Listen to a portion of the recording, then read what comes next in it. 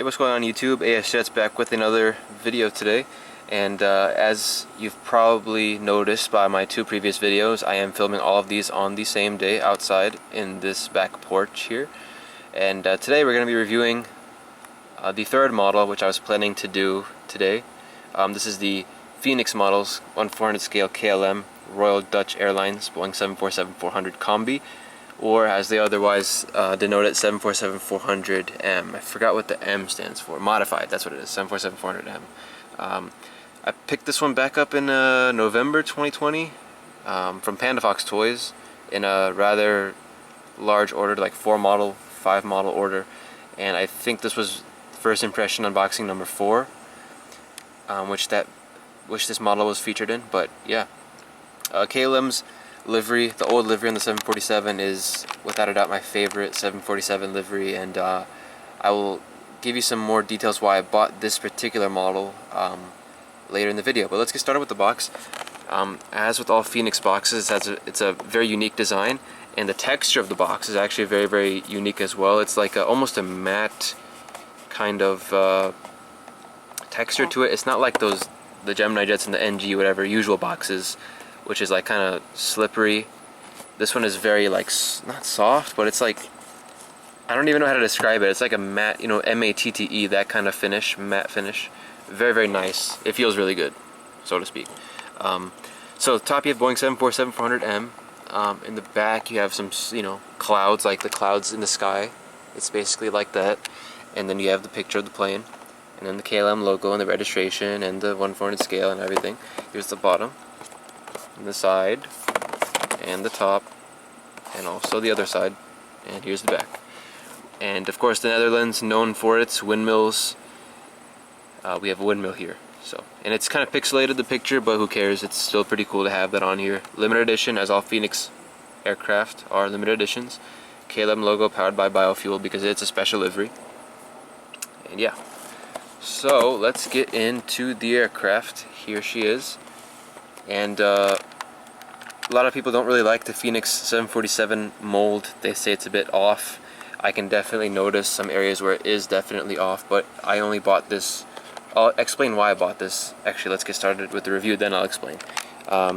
So onto the nose. As you can see, we have the cockpit windows here, the windshield wipers, the Sky Team logo, and there is a bug on me. Oh my goodness.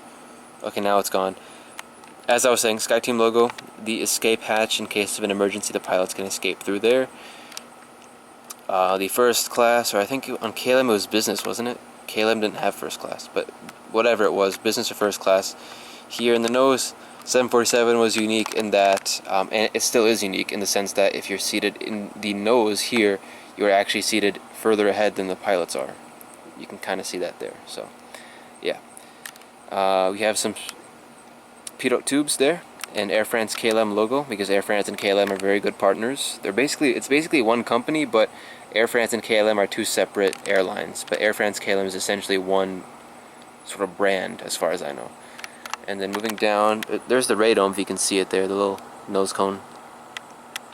And then on the nose gear doors, you have the fleet number, which is FK-031, and there's the nose gear, which rolls. And now for the main reason why I bought this model is the name. As you can see, let me zoom in very slowly to make it more dramatic. Oh wait, that didn't work. Zoom, there we go. So the name of this aircraft is Karachi, and for those who don't know geography, Karachi is one of the largest cities in the world. I think it's number 7 or number 8, I don't know. It's always changing because population's always changing with the world today, but it's up there with the world's largest city. It's got like 27 million people, and of course it is the biggest city in Pakistan. Let's briefly interrupt to see this aircraft flying by. What airplane is this? I don't know, but I don't know what plane that was. I'm not too good with general aviation, but as I was saying, Karachi is the biggest city in Pakistan, and that is where my dad is from. And all of his family lives in Karachi, and I've been to Karachi many times. I haven't been in about 6 years, but hopefully later this year I will go back. One of my favorite cities in the world. And KLM used to serve Karachi back in the, I don't even know, 70s, even earlier than the 70s, up until 2002, when Pakistan, the security situation in Pakistan became a bit worse. In 2002, KLM left and stopped service to Karachi. And then Lufthansa and British Airways were the last two European airlines serving Pakistan. They left in like 2008, 2009, somewhere around then. But KLM left back in 2002, so they haven't been back since then. But KLM named this plane PH-BFK after the city of Karachi. I don't know if this plane ever went to Karachi because this plane was built in 1989. Or I think something like that, 1989 or 1990, something like that. But obviously, back when this plane was built, KLM was flying to Karachi. So I don't know if it ever went to Karachi because there is no pictures of any KLM 744s in Karachi. They used to fly 747-200s there more recently, but I have no information about whether they flew the 747-400s. But either way, it was really cool to see them name a plane after Karachi, even though they don't fly to Pakistan anymore. But it's a good reminder of what was. And they actually used to have a hotel in Karachi called the Midway House or something like that. Midway Hotel. Back when KLM used to fly from Amsterdam to Jakarta back in the 70s or 60s, they would use Karachi as a major stopover point, because it used to take a very, very long time to fly from Amsterdam to Indonesia, Jakarta back in the days. You would have to make multiple stopovers because the planes back then weren't as advanced as today. So Karachi was kind of the midway point between the Netherlands and Indonesia. So they would stop over in Karachi and the people would rest in the hotel for the night. And then I guess they would continue their journey onwards to Indonesia the next day, because they had a whole hotel there. And there's pictures, you can see it. It's still there. Of course, not under KLM because KLM sold it, I guess, sadly. But yeah, this is just a brief backstory why I bought the model, because it has a very important city to me on it. So yeah, and on the top there we have some more windows. It's a 747, of course. It's gonna have an upper deck, and you have the exit door. Not a boarding door. It's actually just an emergency exit. You can't board through the upper deck of a 747, unlike the Airbus A380, in which you can. You have the L1 and L2 doors, KLM Royal Dutch Airlines, super iconic, powered by biofuel. I guess because they used to have biofuel, they still probably use biofuel. And this livery doesn't exist anymore, obviously, because this plane is also retired. And even when this plane was in service, the livery only was on the plane for about a year or two. Don't quote me on that. Over the wing, you have the emergency exit here. And then on the wing itself, there's really not much detail. It's just silver lining, and you can see the control surfaces and everything. On the wingtips, you can see the KLM logo on the outside. If you'll focus, you won't. There we go. And then on the inside as well. Iconic. And the CF6 engines. As you can see the where'd it go? You can see the GE logo on there, and the KLM logo, and the engine fan blades. And there's the inboard landing lights, nice. And then we have another door here. And then the aft door, Boeing 7, does it say 747-400M? Or no, it just says 747-400 back there. And then you have the registration, Papa Hotel Bravo Foxtrot Kilo, the Dutch flag, and the European Union flag.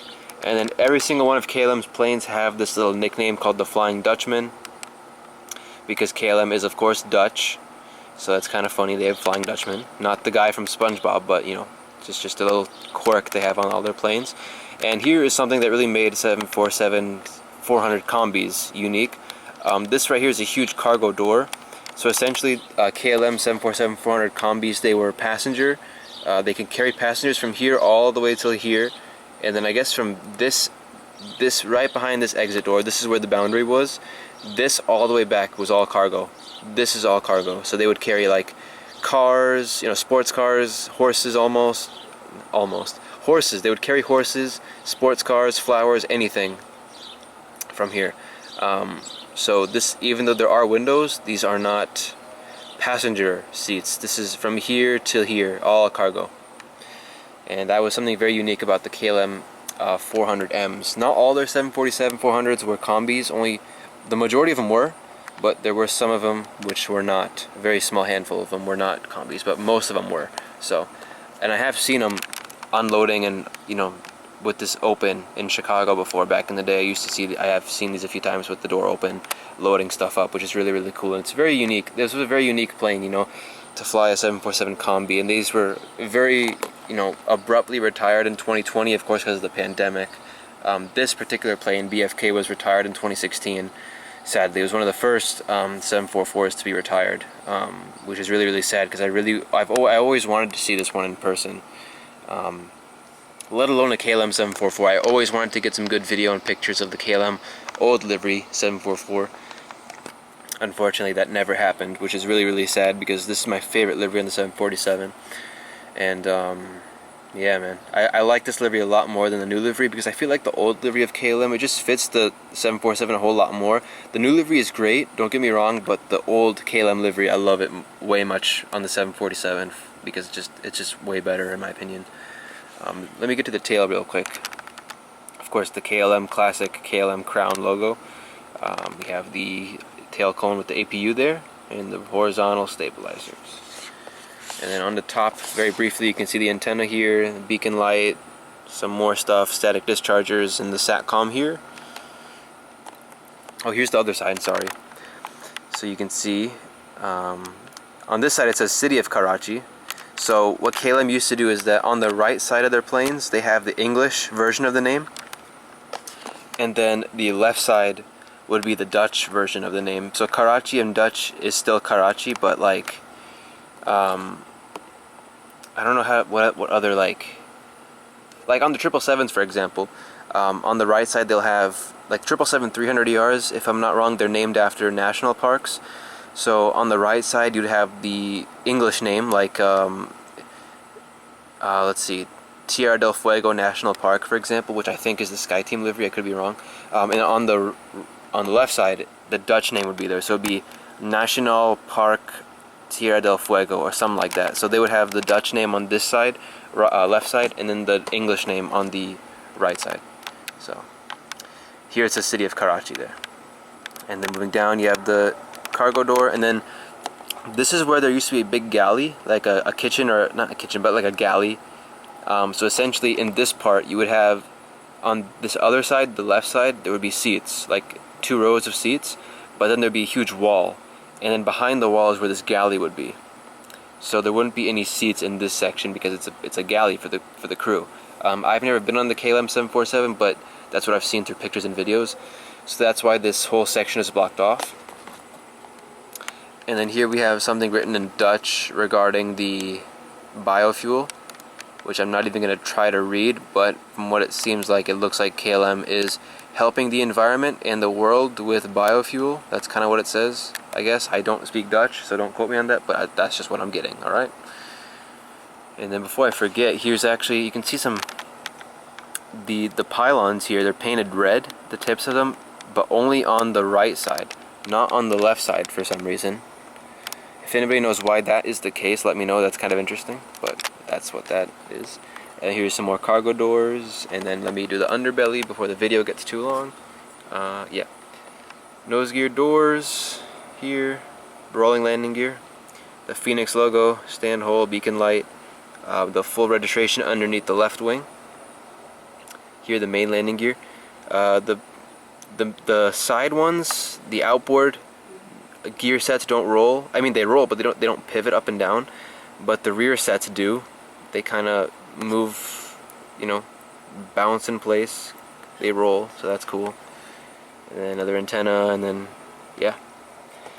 Apologies for this video being super long, but I'm a huge nerd sometimes when it comes to aviation history, and this aircraft is just so significant to me. And I've never flown KLM, but I would love to fly KLM one day and visit Amsterdam or something. And I really hope KLM comes back to Pakistan someday as well, because it'd be really cool to have them back.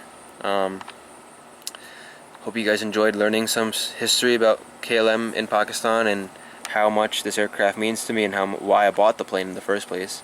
Hope you enjoyed the video as well. Thank you for watching. Comment, like, subscribe, and stay tuned for the next video, which is going to be a huge unboxing, the first impression unboxing, episode 9, the summer finale.